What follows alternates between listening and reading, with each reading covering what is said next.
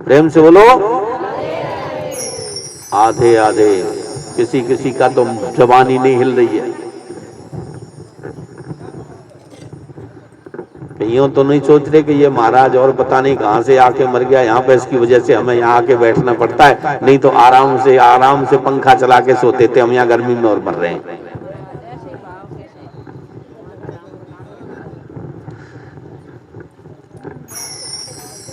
तो ये जब ध्रुव जी गए तो नारद जी आए उनके सामने, और नारद जी ने कहा बेटा कहां जा रहे हो?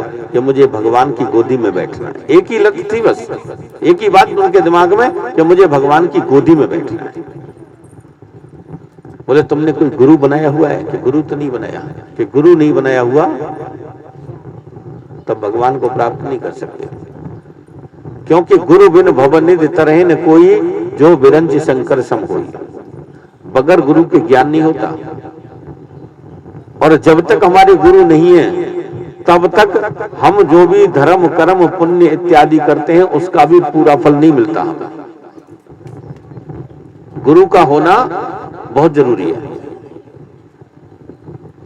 हमारे तो ब्रज में कितने ही संत ऐसे हैं जो ब्रजवासियों के यहाँ भिक्षा मांगने के लिए जाते हैं, रोटी का टुकड़ा मांगने के लिए जाते हैं, रोटी मांगने के लिए भी जाते हैं ना, तो पहले पूछ लेते हैं कि तूने गुरु बनाया हुआ है कि नहीं। जिसने ये कह दिया कि नहीं मैंने गुरु नहीं बनाया हुआ, तो उसके हाथ से भिक्षा भी नहीं लेते, रोटी भी नहीं लेते। गुरु का होना बहुत जरूरी है। गुरु का मतलब क्या है? गुरु का मतलब है गो माने अंधकार, रू माने प्रकाश, जो अंधकार से प्रकाश की तरफ ले जाए वही गुरु है।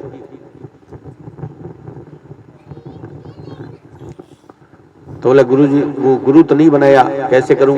कि तो कोई बात नहीं, हम तुम्हें मंत्र दे देते हैं और आप उस मंत्र का जाप करो। उस मंत्र के जाप करने से आपको भगवान जरूर मिलेंगे। तो बड़ा ही श्रेष्ठ मंत्र है, वेदों का 12 अक्षर मंत्र जिसे बोलते हैं वो बता दिया। ओम नमो भगवते वासुदेवाय। ओम नमो भगवते वासुदेवाय बड़ा श्रेष्ठ मंत्र है भगवान विष्णु को प्राप्त करने का। भगवान श्री राम, भगवान श्री कृष्ण को, किसी को भी इससे प्राप्त किया जा सकता है। ओम नमो भगवते वासुदेवाय से। अब ये मंत्र बड़ा अच्छा है। अब इसका अर्थ जो है वो बड़ा और कमाल का है। हमारे तो गुरु जी सुनाते थे, वो कहते थे कि एक बार एक गुरु और चेला थे। गुरु और चेला जा रहे थे जंगल में से निकल करके। गुरु जी ने कहा बेटा संध्या का समय हो गया और अब संध्या बंदन कर लेना चाहिए। बोले कर लो गुरु जी संध्या बंदन। और संध्या बंदन करने के लिए गुरु जी बैठे। चेला के हृदय में आया, चेला ने कहा गुरु जी थोड़ी सी भूख लग रही है, कि फिर के सामने जो गन्ने का खेत है इसमें से एक गन्ना तोड़ के ले आऊं, एक गन्ना तोड़ के ले आऊं, खा लो। गुरु जी ने कहा नहीं बेटा, किसी दूसरे की वस्तु को बगैर पूछे नहीं छूना चाहिए, बगैर उसके पूछे उसको नहीं हाथ लगाना चाहिए। और चेला तुम्हारा चेला ही होता है। बोला गुरु जी खाने पीने की चीज है, इसमें क्या चोरी, खाने पीने की चीज तो ले ही लेते हैं।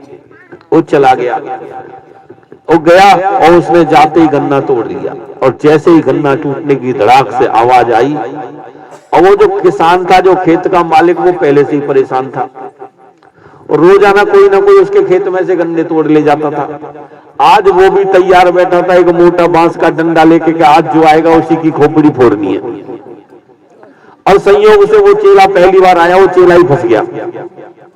किसान उधर से डंडा लेके चल दिया और चेला उधर गन्ना तोड़ के गन्ने में मस्त। एक दूसरे को दिखाई नहीं दे रहे, लेकिन गुरु सामने खेत में बैठे, गुरु को दोनों दिखाई दे रहे। और गुरु ने सोचा कि आज तो तेरा चेला गया काम से, अब ये किसान चेला को मार देगा।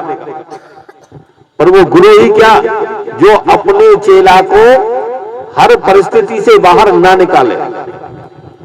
चेला के ऊपर यदि कोई समस्या आए, कोई परेशानी हो, कोई दुख तकलीफ हो, तो वो गुरु का काम है कि उसे उस समस्या से बाहर निकाले।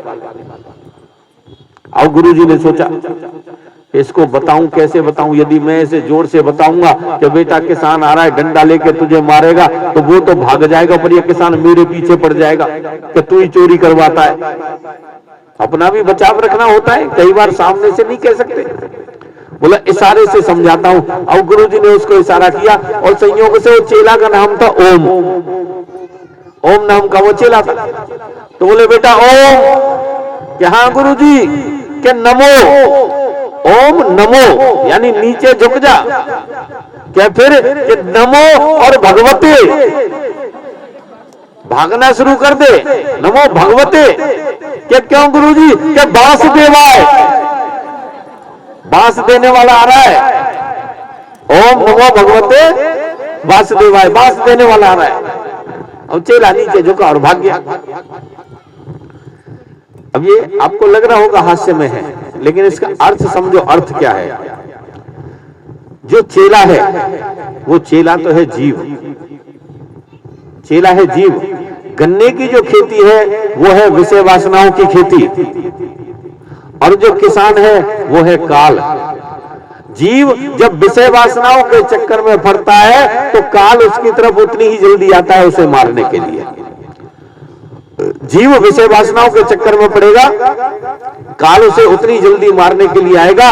यदि उस काल व्याल त्रास से कोई बचा सकता है तो वो गुरु है, वो गुरु ही बचाने का कार्य कर सकता है, जो काल के मुख से भी अपने चेला को बचा सकता है।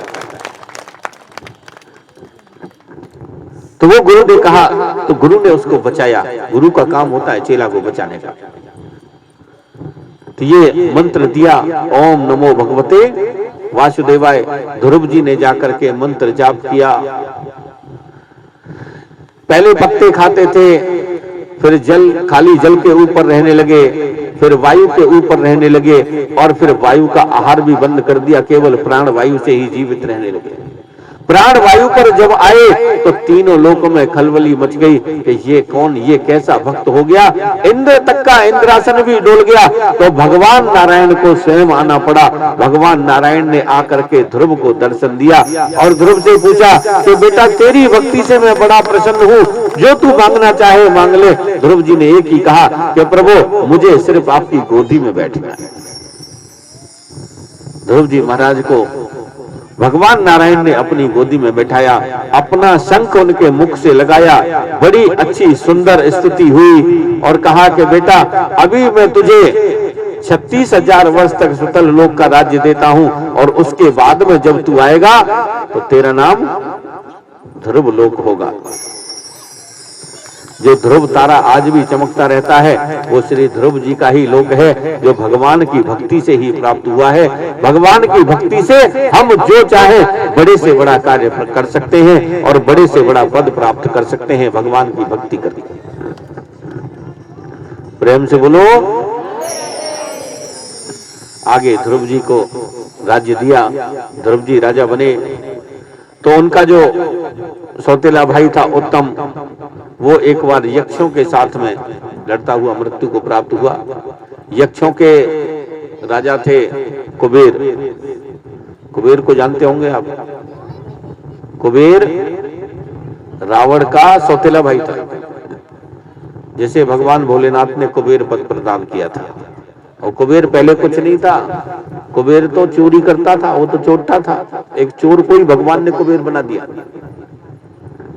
हालांकि ये कथा श्रीमद् भागवत में नहीं आती है, शिव पुराण की कथा है। उनके यक्षों के साथ में लड़ते हुए मृत्यु को प्राप्त हुआ। ध्रुव जी ने जाकर के यक्षों को मारना पीटना शुरू किया। अब कई बार लोग हमसे पूछते हैं कि महाराज एक बात बताओ, ध्रुव जी तो इतने महान थे, इतने अच्छे थे कि उनको भगवान ने दर्शन दिया और वो फिर भी यक्षों को मार रहे थे। तो दर्शन देने से कुछ नहीं होता, खाली दर्शन से कुछ नहीं होता। जब तक अपने अंदर विवेक जागृत ना हो, जब तक अपने अंदर आत्म शांति ना हो, जब तक अपने मन पर काबू ना हो, तब तक खाली भगवान के दर्शन से कुछ नहीं होने वाला। भगवान के दर्शन तो बहुत लोगों ने किए हैं, क्या सभी को सद्बुद्धि मिली? भगवान के दर्शन तो रावण ने भी किए थे, सामने से युद्ध लड़ रहा था, दर्शन हो रहे थे। कुंभकर्ण ने भी किए, सामने से युद्ध लड़ा। भगवान के दर्शन तो शिशुपाल ने भी किए, खास बुआ का लड़का था भगवान श्री कृष्ण की। भगवान के दर्शन तो दंत वत्सल ने भी किए। लेकिन भगवान ने उन सबको मारा। खाली दर्शन से नहीं है, नाम बड़ा है, नाम भगवान का बड़ा है दर्शन से भी। राम से बड़ा राम का नाम। जो भगवान का नाम लेते हैं, जो भगवान का जाप करते हैं, वो बड़े से बड़ा प्राप्त कर सकते हैं। केवल दर्शन से कोई बात नहीं बनेगी।